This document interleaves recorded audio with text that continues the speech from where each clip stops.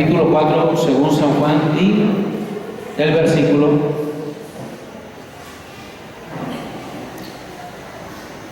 20 en adelante. San Juan capítulo 4 y el versículo 20. Vamos a tomar este texto de la palabra del Señor para tener aquí la meditación en esta hora. Amén.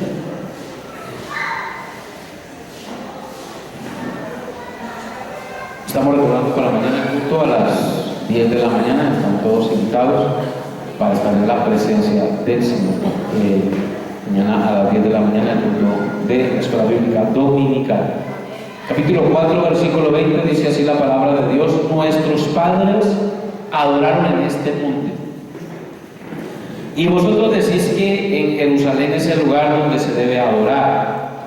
Jesús le dijo: mujer, créeme que la hora viene cuando ni en este monte ni en Jerusalén adoraréis al Padre. Vosotros adoráis lo que no sabéis. Nosotros adoramos lo que sabemos, porque la salvación viene de los judíos.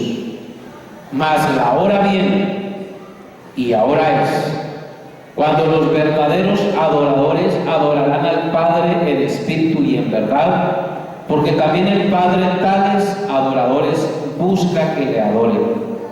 Dios es espíritu, y los que le adoran en espíritu y en verdad es necesario que adoren. Le dijo la mujer: sé que ha de venir el Mesías, llamado el Cristo. Cuando Él venga, nos declarará todas las cosas. Jesús le dijo: yo soy el que habla contigo. Amén. Pueden tomar asiento, hermanos. Bien, mientras avanzamos en la enseñanza, voy a quitar al hermano un tiro para que reciban la ofrenda de parte de los hermanos. Bien, yo he tomado esta porción de la Biblia en esta noche porque es un tema sencillo, pero yo sí quiero decirles en esta, me gusta recordar esto, que las cosas de Dios siempre se desarrollan de una manera muy sencilla. Amén. El desarrollo del propósito de Dios es algo bien sencillo. Las cosas de Dios funcionan sin tanto bombo, sin tantos platillos, sin tanto ruido, sino que sencillamente cuando llega el momento del cumplimiento de la palabra comienza a cumplirse y el mundo ni siquiera se da cuenta. Cuando la gente se da cuenta de que hay algún alboroto o alguna cosa, es porque ya hace mucho tiempo que comenzó el movimiento. Bendito el nombre del Señor. Es porque ya hace mucho tiempo que Dios está obrando. Dios tiene una manera muy silenciosa de hacer las cosas. Me gusta mucho el versículo que leemos en el capítulo 10.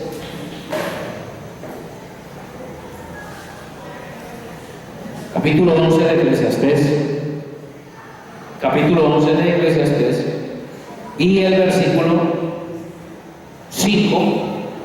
Eclesiastés capítulo 11 y el versículo 5.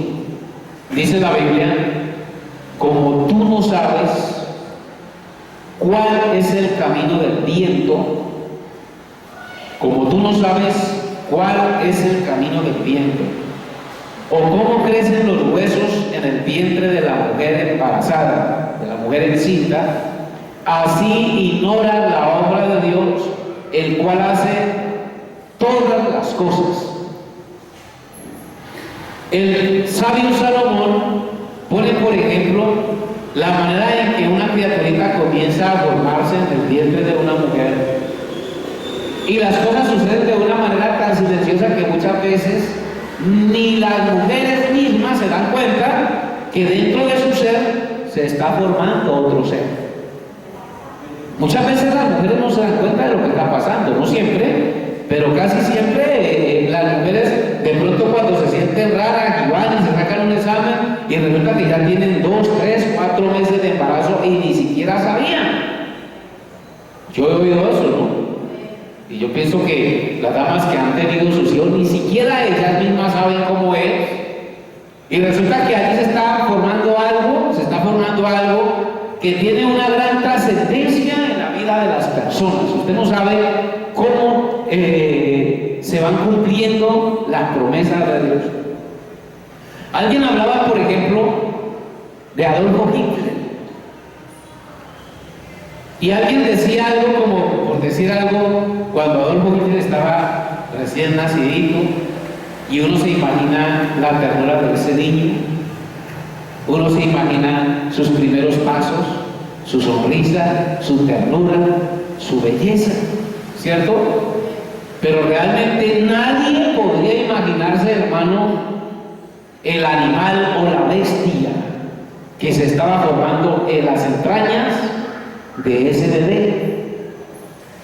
Nadie sabría, hermano, que el mundo entero algún día iba a sentir el impacto de un personaje diabólico, cruel, sanguinario. Y no solamente hablaríamos nosotros de Adolfo Hitler, hablamos también de otras personas que le ayudaron a él, y de una cantidad de personajes que han habido en la historia que son crueles, violentos, sanguinarios, despiadados, sin afecto natural, dice la Biblia. Bendito el nombre de Jesús. Así como han surgido esos diablos, también vale la pena aclarar que de igual manera también de un inocente niño, de una pequeña criatura, también Dios se ha manifestado. Amén. También Dios hace lo suyo. Si nosotros pensamos en la persona del Señor Jesucristo, Él, igual que todos los mortales, nació de la misma manera. Bendito el Señor. Un niño común y corriente. Yo pienso que Él jugaba como todos los niños, lloraba como todos los niños, pero nadie se daba cuenta realmente de lo que estaba sucediendo y cuál era el propósito de Dios con esa criatura.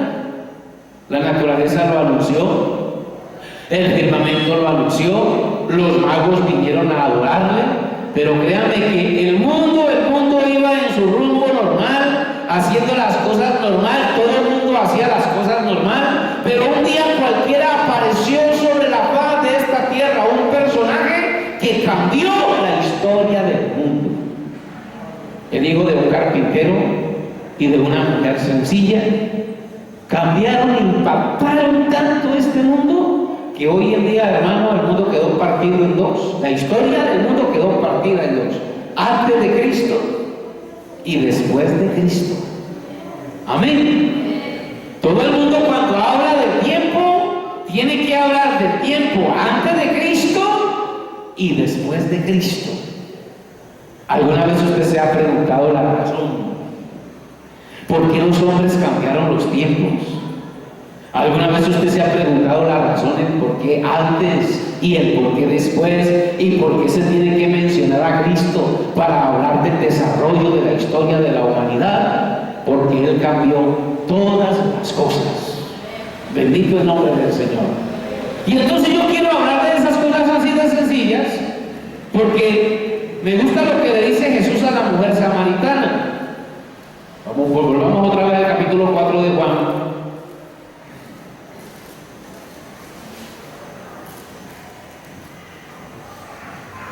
Capítulo 4 de Juan.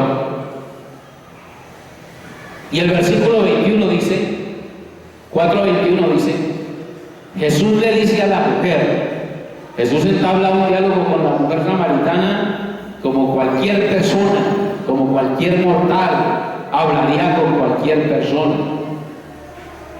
Pero Jesús le dijo, 4:21 de Juan, Jesús le dijo: mujer, créeme que la hora viene cuando ni en este monte ni en Jerusalén adoraréis al Padre.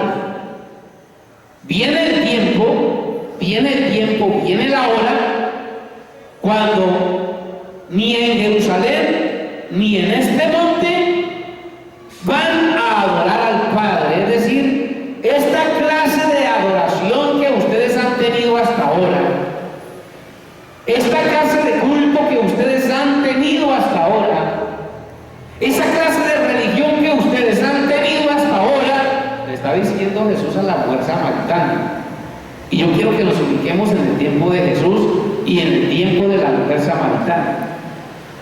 Porque Jesús le está diciendo a la mujer samaritana que la religión va a cambiar. Él le dice, la religión va a cambiar. Por eso Jesús dice, la hora viene cuando ni en este monte ni en Jerusalén adoraréis al Padre. Entre otras palabras, allí había dos religiones y las dos religiones eran milenarias. Jesús le está hablando a la mujer de su tradición, la mujer le está hablando a Jesús de la tradición de los judíos, porque los judíos dicen que es en Jerusalén el lugar donde se debe de adorar. Los samaritanos adoran ahí en ese lugar porque ellos se inventaron su culto en ese lugar y eso lleva cientos y cientos de años de antigüedad. Y tanto judíos como samaritanos adoran a Dios a su manera. Amén. Y entonces Jesús les dice, la hora viene cuando las religiones van a cambiar. La hora viene cuando la adoración va a cambiar. Bendito el nombre del Señor. Pero pasemos al verso 23. Vuelve Jesús y le dice, mas la hora viene, y ahora es. Oiga bien. Primero le dice la hora viene, en el versículo anterior dice, la hora viene cuando ni en este monte ni en Jerusalén, y después le dice, la hora viene y ahora es. Desde ahora en adelante va a haber otra clase de adoradores. Si Jesús estuviera en este tiempo diciendo lo mismo, alguien diría, este es alguien que va a poner otra religión. Este es alguien que viene a implantar otra enseñanza. Este es alguien que viene a abrir otra iglesia. Más en un tiempo como este, donde todo el mundo abre iglesias, ¿no? Y entonces, si Jesús dijera esas mismas palabras, hoy día diría, este viene con un movimiento nuevo. Realmente el Señor Jesús no venía a poner una nueva religión, sino que lo que iba a hacer era a demostrar que el Dios que ellos adoraban por allá a lo lejos, a la distancia, era una realidad en el presente. Porque la gente siempre habla de Dios como que si Dios fuera un cuento de Pinocho. La gente habla de Dios como que si Dios fuera un mito. La gente habla de Dios como que si Dios estuviera muerto. A uno le da risa porque la gente se acostumbró a esto de la celebración de la Semana Santa, ¿no? Y en Semana Santa se cierran las cantinas, se cierran los moteles, las prostitutas descansan. Y esos 2 días es como que si el mundo se paralizara porque se van a acordar de Dios. Pero se acaba el Viernes Santo y el mundo está que se explota porque parece ser que cada vez arrancan con nuevas fuerzas para seguir haciendo maldad, para seguir haciendo pecado, para seguir practicando inmundicia y suciedad. ¿Se da cuenta usted que la gente no tiene una relación real con Dios? ¿Usted se imagina si Dios fuera como nosotros? O como los seres humanos, no nos metamos en ese cuento, porque nosotros no somos así. A uno le preguntan, a mí me estaban preguntando estos días, bueno, ¿y usted en Semana Santa qué hizo? Digo, nada, lo mismo que hago todo el año. Bendito el nombre del Señor, porque ese asunto de Semana Santa, eso para nosotros no existe. Esto no es una Semana Santa, es que ni siquiera es una Semana Santa, son 2 días. Ojalá y fuera toda la semana. Pero el mundo no saca sino 2 días para acordarse de Dios. ¿Usted se imagina si Dios solamente sacara 2 días para acordarse de nosotros? ¿Se imagina si las cosas fueran al revés? ¿Le gustaría a usted que solamente Dios se acordara de usted 2 días en su vida o al año? Cuando Dios todos los días nos corona de favores y de misericordia.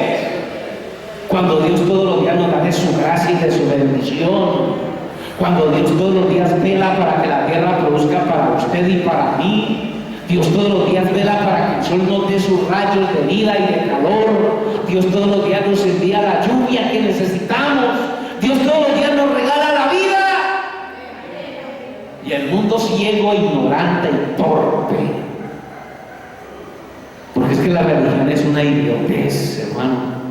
La religión es una tontería. La religión es un juego de niños. con razón las multitudes, hermano, paralizan la ciudad y cierran las calles para sacar a jugar con sus muñecos, porque eso es un juego. Eso es un juego, eso no tiene sentido. Bendito el nombre del Señor. Y entonces dice el Señor Jesús hablando con la mujer, porque seguramente ellos practicaban la religión igual que ahora. Era lo mismo, es una costumbre, es una tradición. Pero Jesús le dice a la mujer, más la hora viene y ahora es. La hora viene y ahora es cuando los verdaderos adoradores adorarán al Padre en espíritu y en verdad. Ahora bien, si la Biblia nos habla de unos verdaderos adoradores, es porque hay falsos adoradores. ¿Cierto? Si la Biblia nos hace un realce de verdaderos adoradores, y dice la Biblia, porque Dios también busca, oiga bien, Dios también busca a esos verdaderos adoradores. Y bueno, si yo preguntara esta noche aquí, ¿cuántos quieren ser adoradores falsos de Dios? Yo estoy seguro que nadie levantaría la mano, porque nadie quiere ser un verdadero, un falso adorador. Si la Biblia nos habla de verdaderos adoradores, si la Biblia nos habla de verdaderos adoradores, es porque hay falsos adoradores. Y entonces uno se pregunta, ¿cómo es adorar en falso? ¿Cómo es adorar en falso? Y además, ¿qué es la palabra adorar? ¿Qué quiere decir la palabra adorar? Porque pues muchas veces la gente cree que adorar es caer de rodillas, llorar y quedarse en el piso. Y usted ve que los seres humanos hacen una cantidad de cosas y eso es adoración. En estos días se estaba viendo, aún aquí en Colombia, ¿no? Hay una región donde todavía practican el autoazote. Y los hombres sangran, y algunos hasta se crucifican, y ellos quieren hacer lo posible por parecerse a Jesús. Y bueno, la gente tiene la idea de que Jesús es especial pues porque sufrió por nosotros. Jesús no fue especial por el sufrimiento, muchos han sufrido. Y hay personas que han sufrido peor que Jesús. Hay personas que han tenido muertes más crueles que la que Jesús tuvo. Realmente, hermano, la muerte de Jesús no es lo importante. Lo importante de la vida de Jesús es que Él resucitó de entre los muertos. Si Jesús no hubiera resucitado, el Evangelio no tendría ningún poder, ni tendría ningún sentido esto, bendito el nombre del Señor. Pero el poder del Evangelio consiste en que el autor del Evangelio está vivo. Si la gente se diera cuenta, hermano, que lo que nosotros tenemos que adorar es un Dios vivo, entonces nos daríamos cuenta que la vida de ese Dios, si está vivo, la vida de ese Dios nos tiene que afectar de una manera directa. Porque precisamente Él resucitó, ¿sabe para qué? Para seguir vivo en nosotros.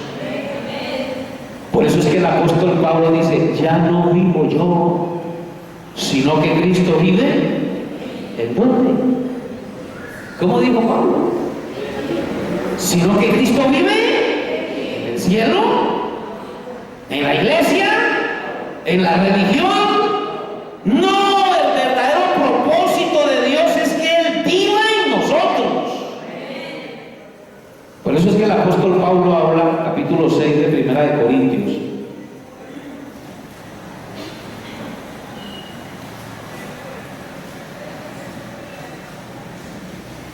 Capítulo 6 de Primera de Corintios, el versículo 12 dice: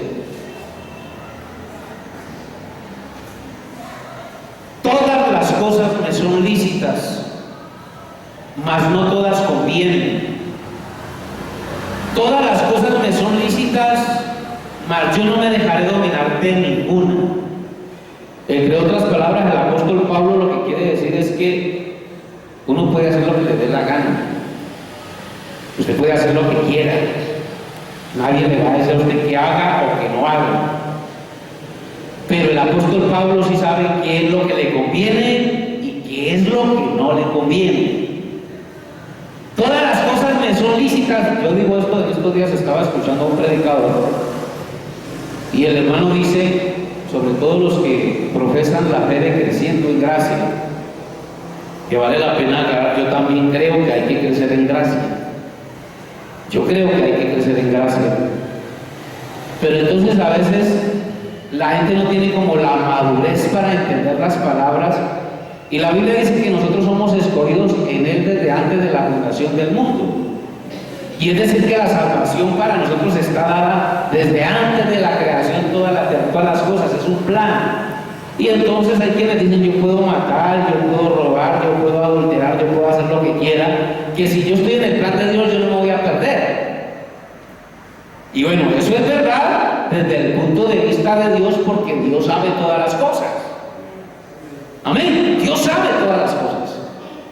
Pero cuando la salvación es real en la vida de una persona, cuando una persona se da cuenta que su salvación es real, la mejor prueba de que esa persona es salva es que vive como alguien que ha sido salvo. Porque tiene que haber una diferencia entre la luz y las tinieblas, ¿o no? Tiene que haber una diferencia entre el que está vivo y uno que está muerto, ¿o no? Pues de igual manera tiene que haber una diferencia entre un hijo de Dios y un hijo del diablo. Bendito el nombre del Señor. Y aunque yo sé que en este momento hay hijos de Dios en el bazuco, hay hijos de Dios en la cantina, hay hijos de Dios en la prostitución, hay hijos de Dios en el sicariato, porque yo sé eso. Llegará el momento cuando la palabra de Dios va a sacar el borracho de allá, a la prostituta de acá, al asesino de acá, y terminarán en el altar de Dios convertidos al Señor. Y cuando esas personas sientan la vida de Dios en ellos, hermano, tiene que haber un cambio. Estamos hablando de la vida de Dios. El Evangelio es la vida de Dios. Una persona que dice creer en el Evangelio debe de vivir como vivió el autor del Evangelio. Una persona que dice tener a Dios en su corazón debe de probar con sus actos y con sus hechos que Dios está en él. Por eso el apóstol Pablo dice, todas las cosas me son lícitas, mas no todas convienen. Todas las cosas me son lícitas, mas yo no me dejaré dominar de ninguna. Las viandas para el vientre y el vientre para las viandas, pero tanto al uno como a las otras destruirá Dios. Pero el cuerpo no es para la fornicación, sino para el Señor, y el Señor para el cuerpo. Y Dios que levantó al Señor, también a nosotros nos levantará con su poder. ¿No sabéis que vuestros cuerpos son miembros de Cristo? Vale la pena aclarar que el apóstol Pablo está hablando con cristianos convertidos a Dios. Amén. ¿No sabéis que vuestros cuerpos son miembros de Cristo? Quitaré pues los miembros de Cristo y los haré miembros de una ramera. De ningún modo, dice el apóstol Pablo. A veces cuando se habla de este versículo se interpreta de una manera literal. Y entonces se utiliza esto para hablar de la fornicación natural. De un hombre acostarse con una mujer que no es su legítima esposa, o de cualquier relación sexual, porque cuando la Biblia habla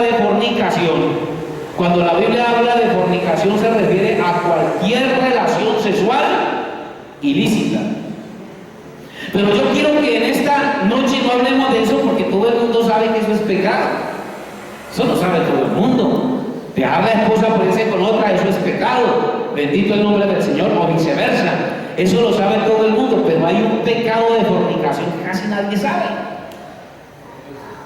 Y ese pecado de fornicación es el siguiente. Dice, ¿no sabéis que vuestros cuerpos son miembros de Cristo?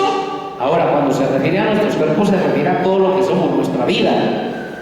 Quitaré pues los miembros de Cristo. ¿Qué es Cristo? ¿Qué es Cristo? La palabra. Cristo es el Espíritu Santo. Cristo es el Evangelio. Quitaré pues los miembros de Cristo de la palabra y los haré miembros de una ramera.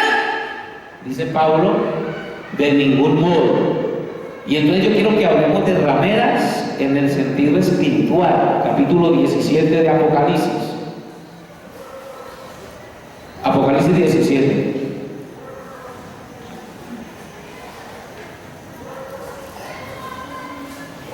Apocalipsis 17 y el versículo 1, Apocalipsis 17, 1 dice: vino entonces uno de los siete, vale la pena aclarar el título, ¿no? 17.1 de Apocalipsis titula Condenación de la gran ramera. Vino entonces uno de los siete ángeles que tenían las siete copas y habló conmigo diciéndome: ven acá y te mostraré la sentencia contra la gran ramera, la que está sentada sobre muchas aguas. Y entonces aquí la Biblia nos presenta a una mujer, ¿cierto? Nos presenta a una mujer. Usted va a leer todo el capítulo 17 en su casa, yo no lo voy a leer aquí porque necesito avanzar y por eso me voy a saltar los versículos para pasar al versículo 18, 17 al 18. Entonces nos habla de una mujer que la Biblia la llama gran ramera, y luego la Biblia dice: y la mujer que has visto, versículo 18, y la mujer que has visto es la gran ciudad. Mire que no se trata de una mujer literalmente, sino que esta ciudad está representada en una mujer ramera. ¿Estamos? La mujer que has visto es la gran ciudad que reina ¿sobre quién? Sobre los reyes de la tierra.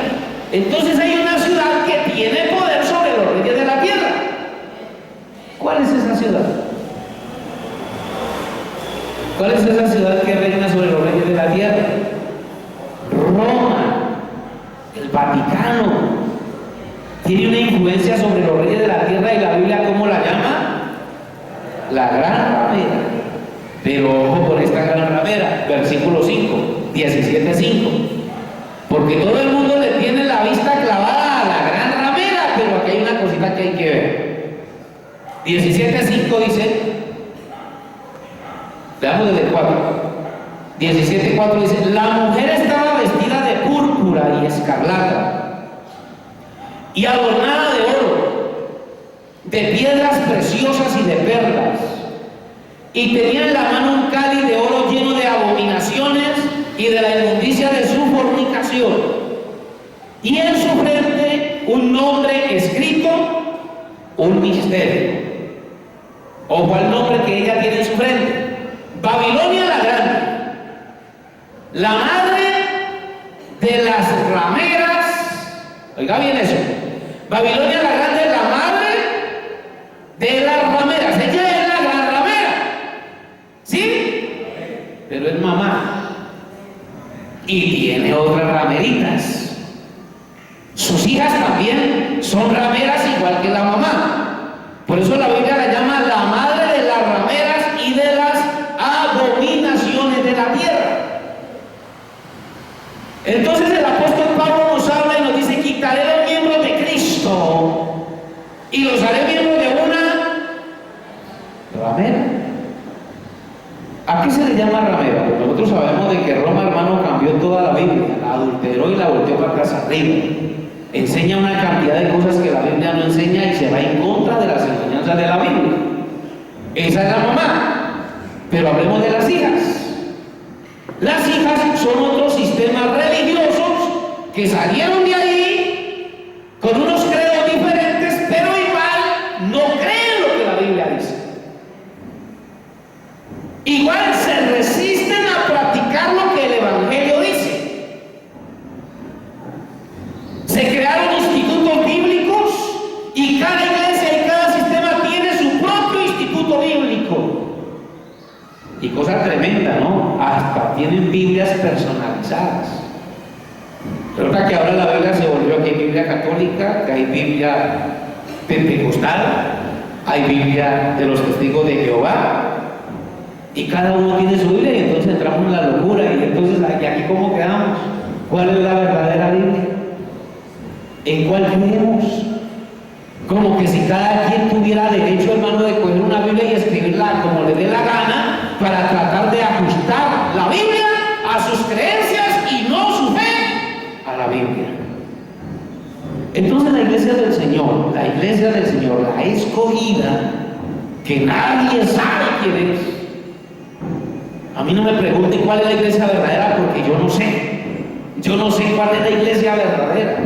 Yo solamente le puedo hablar a usted del Dios verdadero. A ese sí se lo puedo presentar. Pero la iglesia verdadera no la conoce sino Él. ¿Por qué? Porque Él es el único que conoce el corazón de cada mortal. Ese cuentico de que yo estoy en la iglesia verdadera porque la iglesia tal y tal y que está en todo el mundo y que está en todos los idiomas del mundo. No. Y eso es lo que a mí me gusta cuando Jesús habla con la mujer samaritana. Capítulo 4 de Juan.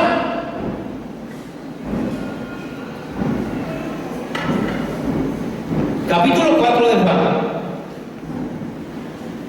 La mujer samaritana hablando con Jesús le dice, verso 20: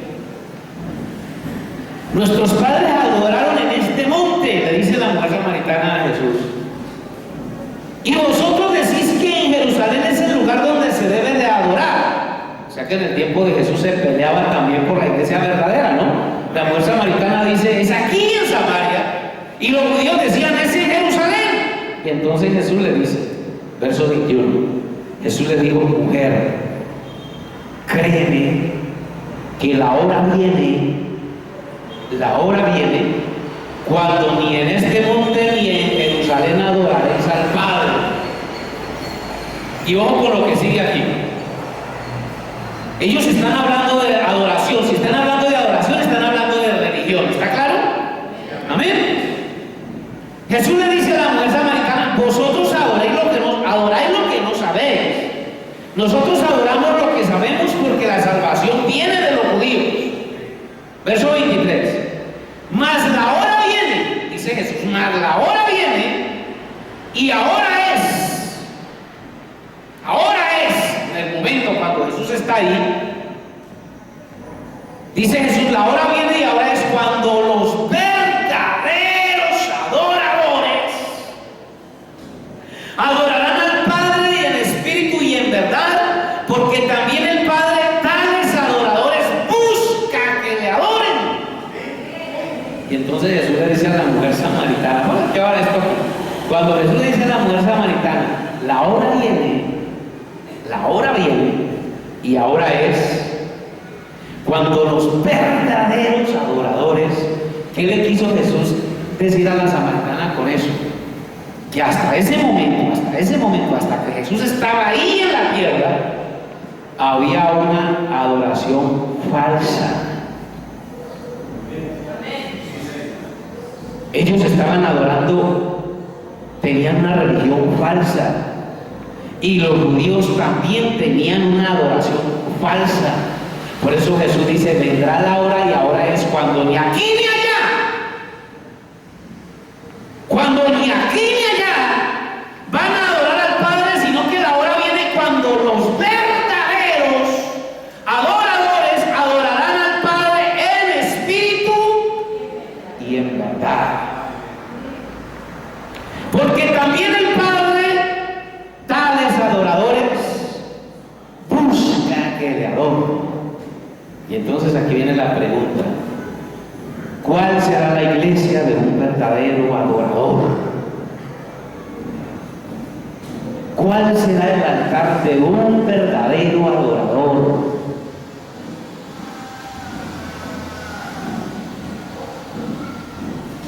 Y entonces aquí está la respuesta en 1 Corintios capítulo 6.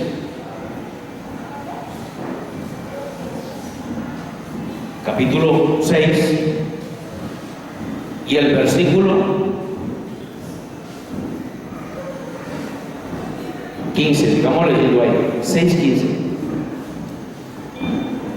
¿No sabéis que vuestros cuerpos son miembros de Cristo? Quitaré pues los miembros de Cristo y los haré miembros de una ramera. Ya hablamos de qué clase de rameras, ¿cierto?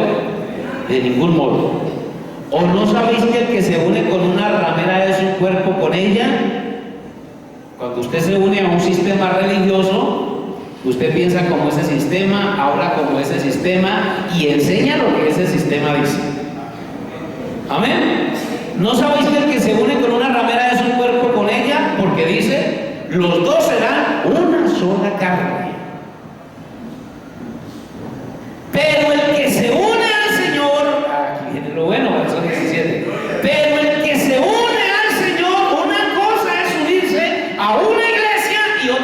es unirse al Señor.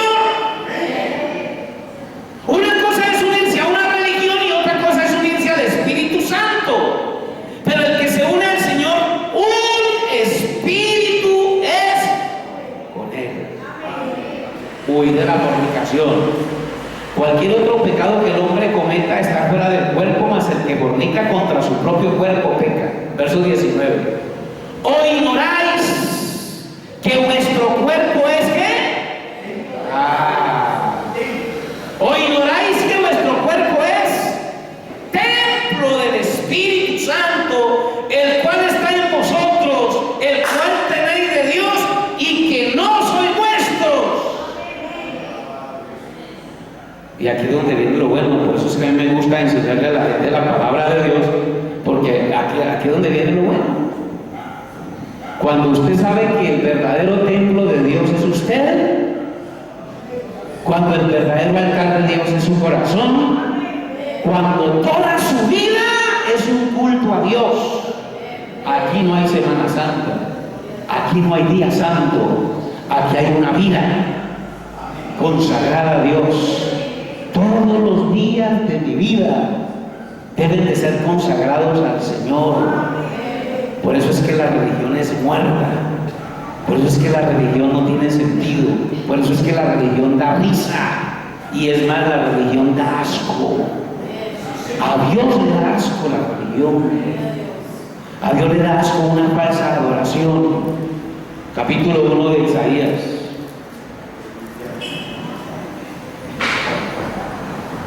Capítulo 1 de Isaías, del versículo 2.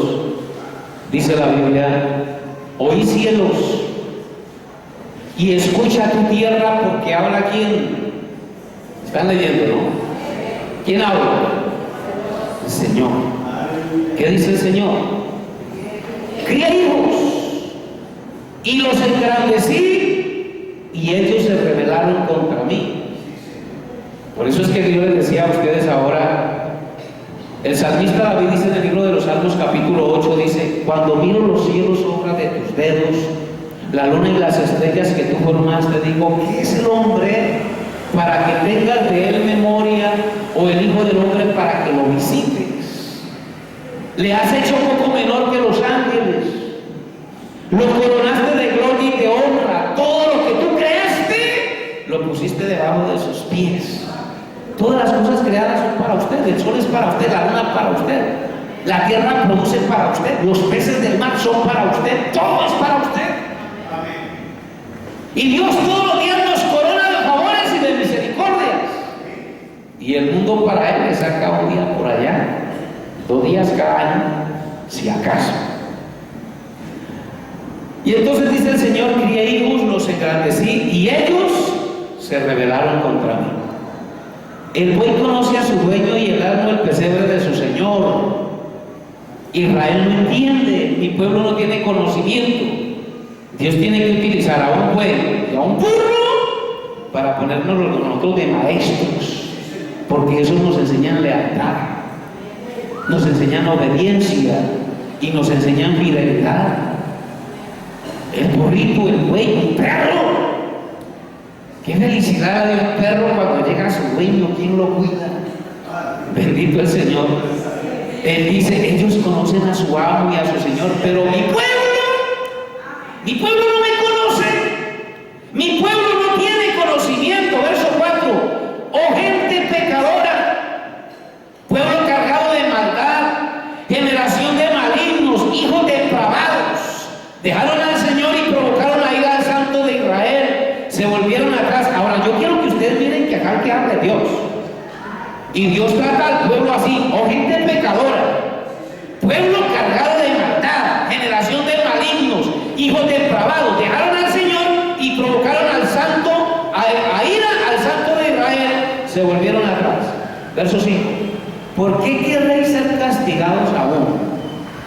Todavía os revelaréis. Toda cabeza está enferma y todo corazón doliente. Desde la planta del pie hasta la cabeza no hay cosa sana, sino herida, hinchazón y podrida llaga. No están curadas, ni vendadas, ni suavizadas con aceite. Vuestra tierra está destruida, vuestras ciudades puestas a fuego, Vuestra tierra delante de vosotros comida por extranjeros y asolada como asolamiento de extraños. Y queda la hija de Sión como enramada en viña y como cabaña en meronar, como ciudad asolada. Ahora bien, resulta de que esta es la naturaleza del pueblo: pecadores, corrompidos, perversos, y la Biblia nos señala y nos muestra una radiografía, ¿no? Y le dice: toda cabeza está enferma, desde la cabeza hasta los pies, es una llaga podrida. Así es como Dios ve la condición de un hombre pecador. Y ahora pasa al versículo 10. Pasa al versículo 10. Príncipe de Sodoma, oí la palabra del Señor y escuchad la ley de nuestro Dios, pueblo de Gomorra. Verso 11. ¿Para qué me sirve, dice el Señor, la multitud de vuestros sacrificios? O sea que así corrompidos, podridos hasta ya no más, iban al altar a ofrecer sacrificios. Y Dios dice: ¿para qué me sirven sus sacrificios? He aquí hastiado estoy de holocausto de carneros y deseo de animales gordos. No quiero sangre de bueyes, ni de ovejas, ni de machos cabríos. Es decir, que iban a hacer culto. Amén. Iban a adorar. ¿Quién demanda esto de vuestras manos? Cuando venís a presentaros delante de mí para hollar mis atrios, ¿iban a adorar? ¿Iban a hacer culto? No me traigáis más vana ofrenda. El incienso me es abominación. ¿Usted sabe qué quiere decir la palabra abominable, no? Abominable es algo repugnante, algo que da asco. La Biblia dice: el incienso me es abominación. Luna nueva y día de reposo, el convocar asambleas, no lo puedo sufrir. Son iniquidad vuestras fiestas solemnes. Vuestras lunas nuevas y vuestras fiestas solemnes las tiene aborrecidas mi alma, me son gravosas, cansado estoy de soportarlas. Cuando extendáis vuestras manos, yo esconderé de vosotros mis ojos. Asimismo, cuando multipliquéis la oración, yo no oiré. Llenas están de sangre vuestras manos. Lavaos y limpiaos, quitad la iniquidad de vuestras obras de delante de mis ojos. Dejad de hacer lo malo, aprended a hacer el bien, buscad el juicio, restituid al agraviado, haced justicia al huérfano, amparad a la viuda. Tremendo ahí los pastores. Hoy los pastores dicen que no, que los diezmos no son para los huérfanos, ni para la viuda, ni para ayudar a los pobres, no. Por eso es que la Biblia toda esa religión la declara en basura. Una religión sin obras de amor, una religión sin demostración de la naturaleza. Es que acá yo siempre he dicho, yo no sé por qué la gente no se da cuenta, gente que llena templos y llena iglesias y le sacan plata por una cosa y por la otra, cómo la gente no se da cuenta, hermano, de lo que la Biblia enseña. Yo invito a cualquiera que me diga dónde los profetas o dónde los apóstoles o dónde Jesús estaba dando de prioridad a las ofrendas y a los diezmos y repartiendo sobres y ventas y hagan esto y todo es plata y todo es plata y todo es plata. ¿De dónde salió eso? Eso no es la Biblia. El Espíritu Santo dice: más bienaventurado es dar que recibir. Aprended a hacer el bien, buscar el juicio, restituir al agraviado, hacer justicia al huérfano, amparar a la viuda.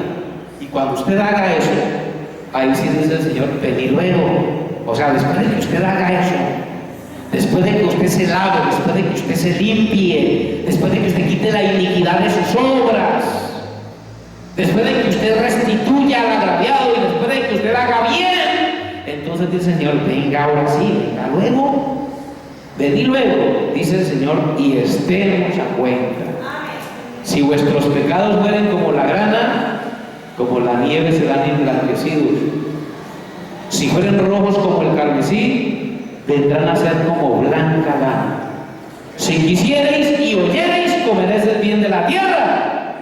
Si no quisiereis y fuereis rebeldes, si quieren seguir en las mismas, seréis consumidos a espada, porque la boca del Señor lo ha dicho. ¿Quién va a cambiar esto? ¿Qué pastor lo puede cambiar? ¿Qué iglesia lo puede cambiar? Entonces necesitamos una verdadera transformación del Espíritu Santo. Volvemos al capítulo 4 de Juan y ahí terminamos.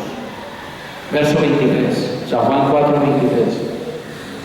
Mas la hora viene, dice Jesús, y ahora, es como quien dice ya, porque como a nosotros nos gusta aplazar todo, no, mañana yo me arrepiento, mañana yo cambio, mañana le abro mi corazón a Dios.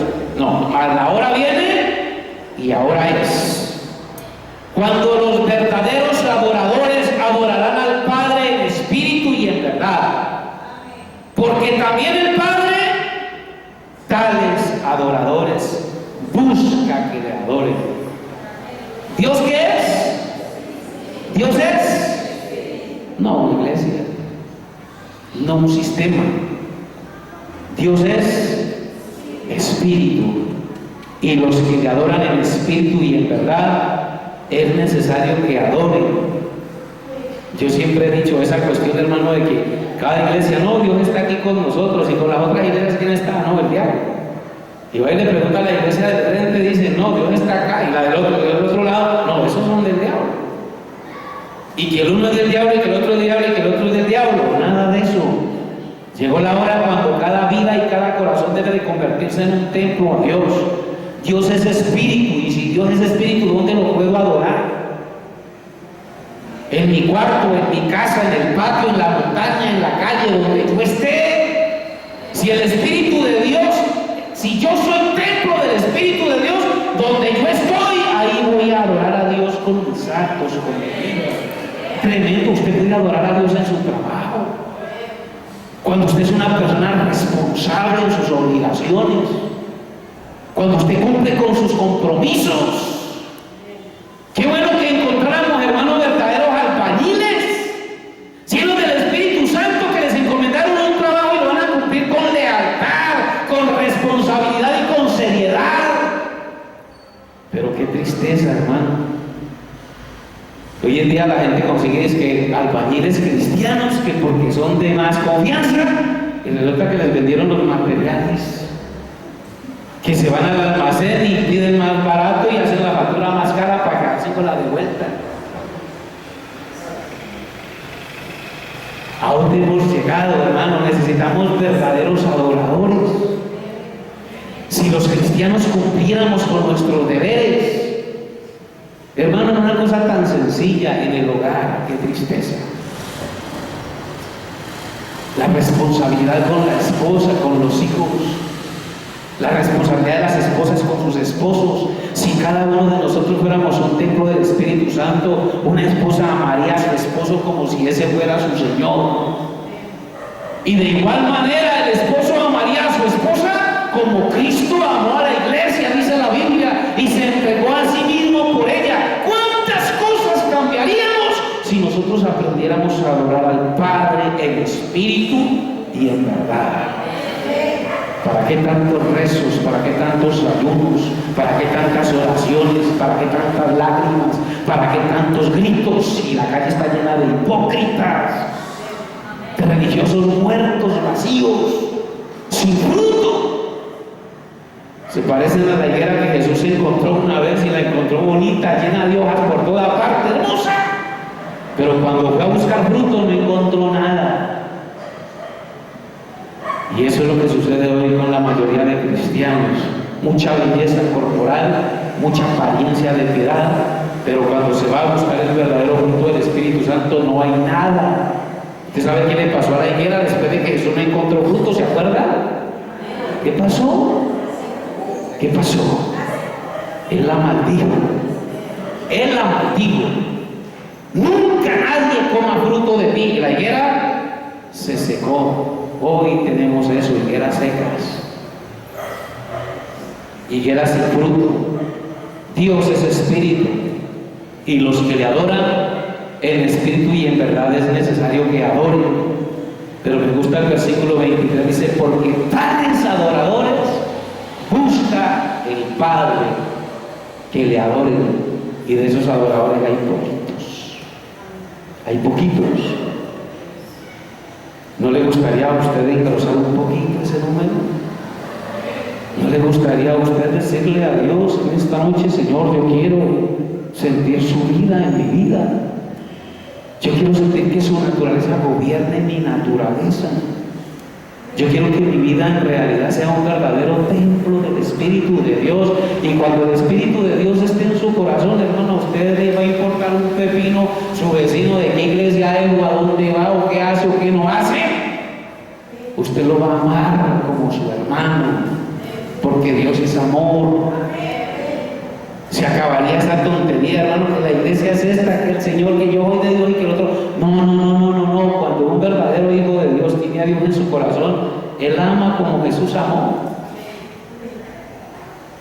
Jesús amó por igual al publicano, Zaqueo, ladrón y tramposo hasta donde ya no más.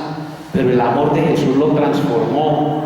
Cuando ese hombre se sintió amado, le dijo a Jesús: Señor, la mitad de mis bienes se la doy a los pobres, y si en algo he defraudado a alguien, se lo devuelvo multiplicado. ¿Se da cuenta lo que puede transformar un corazón? El amor. La mujer samaritana, acostumbrada a una vida desordenada, había tenido marido de todas las clases, pero cuando tuvo su encuentro con Jesús, se fue emocionada a decirle al pueblo: me he encontrado a un hombre que cambió mi manera de pensar, que cambió mi vida. ¿No será este el Cristo? Tremendo, ¿no? Dios convierte a una mujer de malos hábitos en una misionera. Bendito el nombre del Señor. Un hombre endemoniado por más de 2000 demonios encima, después de que tuvo su encuentro con Jesús, se convirtió en un misionero para su pueblo. Bendito el nombre del Señor. Anda y dile a los tuyos cuántas cosas maravillosas ha hecho Dios contigo, porque es que el verdadero evangelio se predica es así. Un verdadero hijo de Dios es testigo del poder de Dios en su vida, porque hay gente que dice: Cristo